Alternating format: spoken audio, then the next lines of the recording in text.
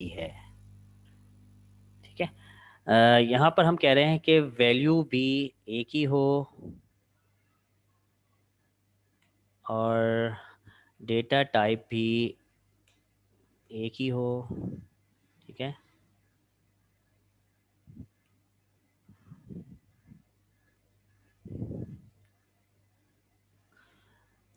Chat क्या कह रहे हैं?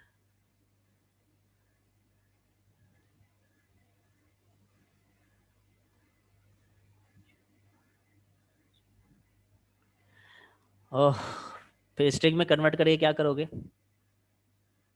अच्छा, इन्होंने आंसर दिया है। चलो अभी प्रॉब्लम दोबारा से मैं रेज कर रहा हूँ और इसको फिर आप लोग समझने की कोशिश करें। मेरे पास रिटर्न टाइप क्या हो सकती है? पहला केस ये है, फर्स्ट केस,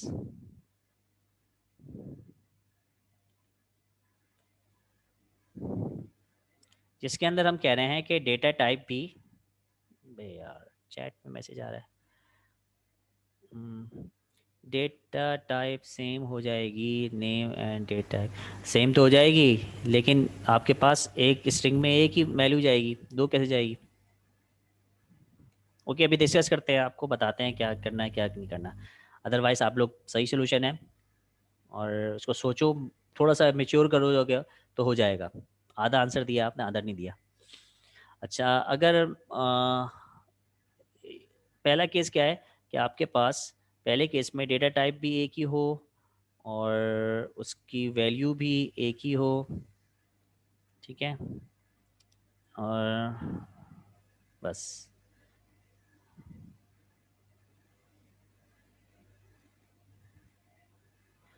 सेकंड केस क्या है कि आप डेटा टाइप सिंगल है, वैल्यू मल्टीपल है।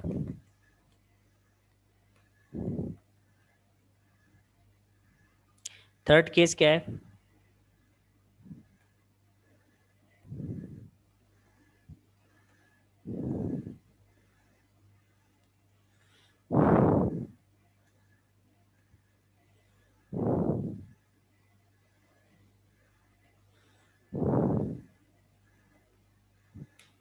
जी, सेकंड केस आपके पास ये मल्टीपल है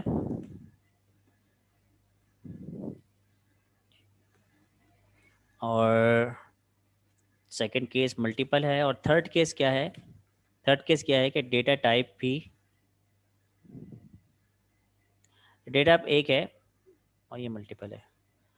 और थर्ड केस क्या है कि आपके पास डेटा टाइप भी मल्टीपल है। डेटा टाइप मल्टीपल है तो जाहिर सी बात है उसकी वैल्यू भी मल्टीपल है। इसको हमें इसको हमने रिजॉल्व किया करना है। इसको तो रिजॉल्व कर लिया सिंगल वेरिएबल से, सही है, सिंगल डेटा टाइप से। ठीक है, तो इसके लिए कोई टेंशन नहीं है, हम एक ही डेटा टाइप को इस्तेमाल करेंगे, नो इशू। ठीक है। इसमें क्या है भाई? इसमें हम क्या कह रहे हैं कि एरे इस्तेमाल करेंगे। ठीक है। इसमें क्या करेंगे जी? एक केस ये था जिसका आंसर नहीं आया और कुछ आंसर अभी दे रहे हैं वो। और एक और प्रॉब्लम ये था कि डेटा टाइप एक है और वैल्यू भी एक है।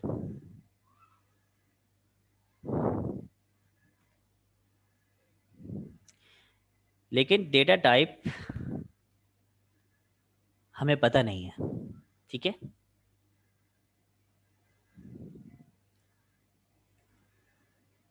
इसको कहते हैं अननोन है। ठीक है।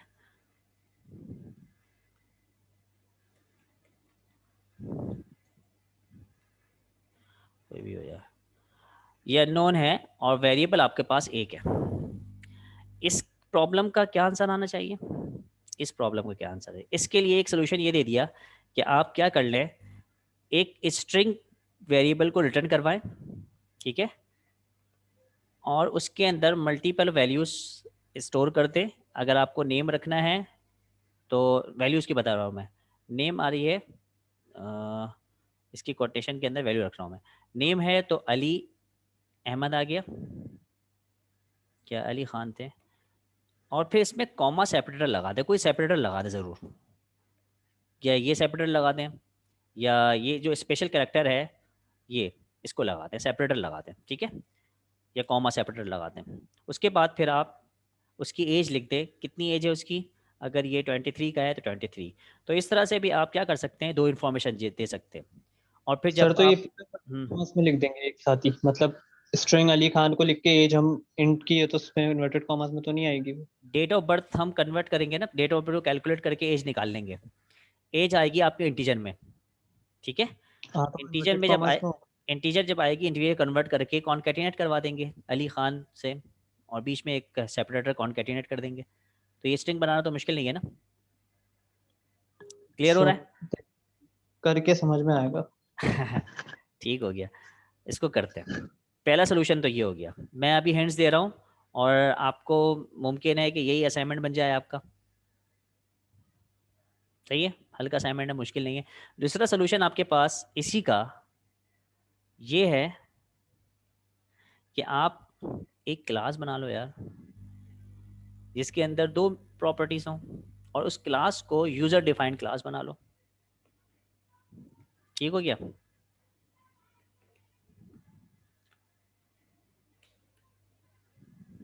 सही है, तो ये पर्सन की क्लास बन सकती है, पर्सन के अंदर क्या है, उस पर्सन को रिटर्न करवा दो, क्लास को रिटर्न करवा लो। तो अभी आप सिस्टम डिफाइंड डेटा टाइप को रिटर्न करवा रहे थे, जिसमें इंटीजर था, जिसमें फ्लोट था, स्ट्रिंग था। अब आप अपनी क्लास बना रहे हो, उसको रिटर्न करवा रहे हो, तो क्लास को रिटर्न करवा सकते हैं हम, ठीक है। तो उस फंक्शन में क्लास का ऑब्जेक्ट बन जाएगा, ऑब्जेक्ट बनाने के बाद आप उसको जो उसके मेंबर्स हैं, एज का और फुल नेम का, उसके अंदर प्रॉपर्टी असाइन कर दोगे। प्रॉपर्टी असाइन के बाद, वैल्यू असाइन करने के बाद उसको क्लास को रिटर्न करवा, क्लास का ऑब्जेक्ट रिटर्न हो जाएगा। जब क्लास का ऑब्जेक्ट रिटर्न हो जाएगा तो उसको, ये आ गया सेकंड मेथड, जो कि ज़्यादा स्मार्ट है इससे ज़्यादा। क्लियर हो गया। तो आप इस वाली प्रॉब्लम को इन दो तरीक़ों से सॉल्व कर रहे होगे। सिर्फ 2 मिनट रुको यार, 2 मिनट।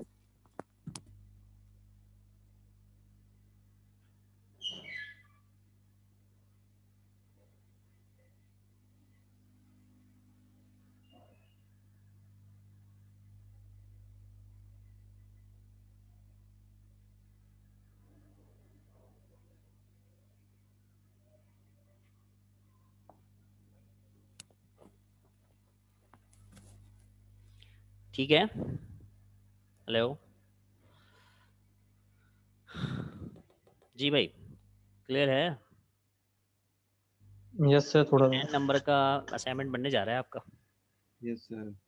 ठीक है, मैं इसको वेडिंग में कर दूंगा, इंशाल्लाह हो जाएगा सर। हो जाएगा। ये तो आपके पास नॉर्मली हो जाएगा। इसको कैसे सॉल्व करोगे, जिसमें डेटा टाइप ही अननोन है। सर वार लगा दें। बाहर लगा के देखो, बाहर कैसे करेगा, बाहर तो नहीं, रिटर्न टाइप नहीं बन सकता। फिर हमारे पास एक स्पेशल डेटा टाइप होती है जिसको हम कहते हैं ऑब्जेक्ट डेटा टाइप। पीएफ में पढ़ ली होगी आप लोगों ने, ऑब्जेक्ट या डायनेमिक डेटा टाइप। तो ऑब्जेक्ट या डायनेमिक डेटा टाइप से ये प्रॉब्लम सॉल्व हो सकती है। जब आप कहीं भी, बड़ा कॉम्प्लेक्स तो नहीं कहूँगा मैं, माइक्रोसॉफ्ट की जो बंदे एम्प्लॉय हैं वहाँ जो काम करते हैं, उनका अपना कोड देखेंगे, तो आपको ज़्यादातर जो डेटा टाइप इस्तेमाल होने वाली मसला होगी, आपको ये वाली होगी। ठीक है, हमने जो वो इस्तेमाल किया था डेटा को रिट्रीव करने के लिए, डेटा रीडर या डेटा अडेप्टर, ठीक है, उसके अंदर हमने टेबल में क्या करवाया था, स्टोर करवाया था, टेबल थी ना, डेटा टेबल और डेटा रॉ। डेटा टेबल और डेटा रॉ ही ऑब्जेक्ट है। उसको पता नहीं है पीछे जो वैल्यू आ रही है टीचर की है, कॉलम को पता है, उसको नहीं पता ना। रन टाइम पे अपनी डेटा को चेंज करता है, यही खासियत है ऑब्जेक्ट की। आप एक मरतबा उसको इंटीजर वैल्यू दो, दूसरी मरतबा आप उसको स्ट्रिंग वैल्यू दो, तीसरी मरतबा आप उसको कुछ भी वैल्यू दो, ये कर लेगा। डायनेमिक भी ये काम करता है, ज़्यादा ज़्यादा एफिशिएंट जो है वो डायनेमिक है, लेकिन ये काम, ये वाला प्रॉब्लम इससे सॉल्व हो जाएगा। ठीक हो गया, क्लियर है। Yes sir. इसको मैं सॉल्व नहीं करूँगा क्योंकि फिर असाइनमेंट असाइनमेंट नहीं रहेगा। आपको केसेस बता दिए कि रिटर्न टाइप की ये प्रॉब्लम आ सकती है। पहली प्रॉब्लम हमारे पास ये है जिसमें एक डेटा टाइप है और एक रिटर्न वैल्यू है। दूसरी हमारे पास ये है, तीसरी हमारे पास ये है, और कोड किसी का डुप्लीकेट नहीं होगा। असाइनमेंट जब आप सबमिट करवाएंगे तो अपना कोड होना चाहिए, तो जाके कुछ सीख सकोगे। ये थोड़ा सा आपको एक्सप्लोर करना पड़ेगा, छोटे मोटे प्रोग्राम बनाने पड़ेंगे कि ऑब्जेक्ट किस तरह से बिहेव कर रहा है। ये ऑब्जेक्ट वार से काफ़ी बेहतर है। वार तो एक वो है वेरिएबल है कि वार ने एक मरतबा इंटीजर डाल दिया तो अब हमेशा जब तक प्रोग्राम एग्जीक्यूट रहेगा वो इंटीजर से आप स्ट्रिंग वैल्यू नहीं डाल सकते, वो फिक्स कर देता है डेटा टाइप को, ठीक है। लेकिन ऑब्जेक्ट जो है वो डेटा टाइप को फिक्स नहीं कर सकता। एक मरतबा आपने इसके अंदर कोई वैल्यू डाली, अलग डेटा टाइप की दूसरी डालती, ये इसको एक्सेप्ट कर लेगा। वार आपका एक स्टैट वो है, बाउंड है कि जब आपने एक मरतबा वैल्यू असाइन कर दी अब उसी हिसाब से वो वेरिएबल वही डेटा टाइप का रहेगा। इंटीजर कर दी, अब वार उसको नहीं कर सकता कि स्ट्रिंग कर दे उसको, ठीक है। ये जबकि डिफरेंट डेटा टाइप की वैल्यू को रख सकता है, एट अ टाइम एक डेटा टाइप की वैल्यू को रखेगा। इसी तरह डायनेमिक है। क्लियर हो गया? तो ये 4 केसेस को आपको बताना है कि किस तरह से ये सॉल्व करना है। क्लियर? किसी को अगर समझ में नहीं आया तो मुझसे पूछ लेना। हमने डिटेल में डिस्कस किया स्टैटिक पे, पब्लिक पे, जो हमारी मैनुअल का वो पार्ट था। मैनुअल को फॉलो करें, मैनुअल छोटा था तो अच्छा हुआ हमने एक एडवांस चीज़ वहाँ पे देख ली, ठीक है। अच्छा सर, वो एक्सरसाइजेस एक्सप्लेन कर दें आज की। एक सेकेंड, दो, वेट 5 मिनट है, आपके अटेंडेंस किसी हद तक लग चुकी है। देखिएगा ये आपका इसके अंदर चीज़ें, ये स्ट्रक्चर था इसके क्या अंदर। अटेंडेंस कैसे लगवानी? आपने कॉल नहीं की अब तक। ठीक है मैं करता हूँ, कुछ अटेंडेंस बाकी है मैं लगाता हूँ। ये चीज़ आपने देख ली, इसके ऊपर आपका असाइनमेंट है जो आपको डिक्लेयर करना है। क्लियर हो गया जी? कुछ पूछ रहे हो सर आज? हाँ जा सकते हैं दोस्त, अटेंडेंस देख लो अपनी बस। सर एक्सरसाइज एक्सप्लेन कर दें आज की। जी अटेंडेंस लगा के एक्सरसाइज, ओके मैं एक्सरसाइज एक्सप्लेन कर देता हूँ, सही कह रहे हो। और सर मुझे लैब 4 में भी एक चीज़ पूछनी थी आपसे। ठीक है अटेंडेंस के बाद पूछ लेना। एक्सरसाइज बहुत सिंपल है, उसमें कोई मसला तो नहीं है। आपने ये एक्टिविटी सर की हुई है पहले? ये क्या एक्टिविटी है कि आपको ये मैंने प्रैक्टिस करवाई थी कि किस तरह से क्लास डायग्राम बनती है, और अगर आपको क्लास डायग्राम बन जाए तो कौन सा पोर्शन क्या बनता है, ये कौन सा क्या है। तो इस क्लास के हिसाब से आपको इस क्लास डायग्राम के हिसाब से आपको क्लास बनानी है, ठीक है। और सेकंड फिर इसका ये है कि उस क्लास डायग्राम को मॉडिफाई कर दिया गया है, कुछ इसमें इम्प्रूवमेंट आई है। तो इम्प्रूवमेंट के बाद इस क्लास डायग्राम से मैप करवाना है आपको अपना कोड, ठीक है। तो एक ये क्लास डायग्राम मैप हो जाएगी, दूसरी ये क्लास डायग्राम मैप हो जाएगी। क्लियर है? मुश्किल नहीं है। सर वो जो यूजर इनपुट लिखा और अपडेटेड डेटा लिखा है उसका क्या मतलब है? कहाँ पर? वन में।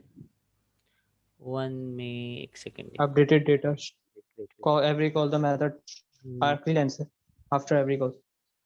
एक second sir, with the each instance of one unit case cost of the one to unit method should work।